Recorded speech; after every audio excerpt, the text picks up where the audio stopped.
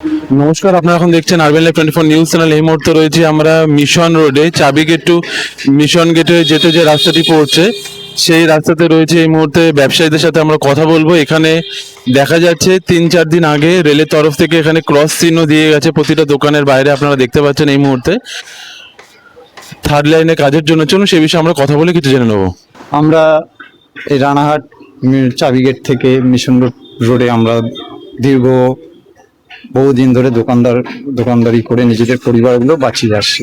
অবশ্যই এটা রেলের জায়গা, অবহিত জায়গা, কিন্তু আমরা কোনো কর্মসংস্থান না পাওয়ার দরুন আমরা এখানে করে পরিবারগুলোকে বাঁচাচ্ছি। 2-3 মাস আগে রেল আমাদের একটা নোটিশ দিয়ে যায়। আমরা ইএনএ সাহেবের সঙ্গে দেখা করি। ইএনএ সাহেবের সঙ্গে একটা আলোচনা করেছিলাম যে স্যার থার্ড লাইন হোক, থার্ড লাইন হওয়ার পর যে 2-4 ফুট জায়গা আমাদের রাস্তার ধারে থাকবে বা আমাদের এই রাস্তাটার পাশে, যাতে আমরা পরিবার বাঁচানোর জন্য রকমভাবে জীবিকাটা নির্ভর করতে চাই। আমরা এখানে যে 70-75 জন যে দোকানদার আছি তাদের আমাদের অবস্থা খুবই খারাপ। তো আমরা এই মতো অবস্থায় বেশ কিছুদিন আগে আমরা বিধায়কের কাছে গিয়ে জানিয়েছিলাম যে স্যার আমাদের যদি থার্ড লাইন হওয়ার পর এই জায়গাটায় যদি আমরা কিছুটা 2-3 ফুট করেও যদি আমরা বসতে পারি। বিধায়ক বলেছে দেখছি বলে আমরা একটা চিঠি দিয়ে এসেছি, কিন্তু কোনো কোথার থেকে কোনো আশ্বাস বা কিছু পাচ্ছি না।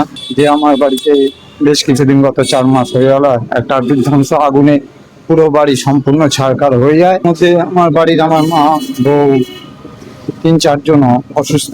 আমার ভাগ্নে এখনো হসপিটালিস্ট আছে, বহু খরচা চলছে। তো এই কোনো রকম এই দোকানদারি করে তাদের ট্রিটমেন্ট করে সুস্থ করার একটু চেষ্টায় আছি। যদি এতটুকু চলে যায়, ঘর বাড়ি তো গেছে, যদি এতটুকু চলে যায় তো আমাদের পুরো ফ্যামিলি একটা সুসাইডের জায়গায় চলে আসবে। তাই সরকারের কাছে জোড়াতে নিবেদন করি যাতে আমাদের দিকে একটু দৃষ্টি আকর্ষণ করি। আমার নাম হচ্ছে সঞ্জিত দে।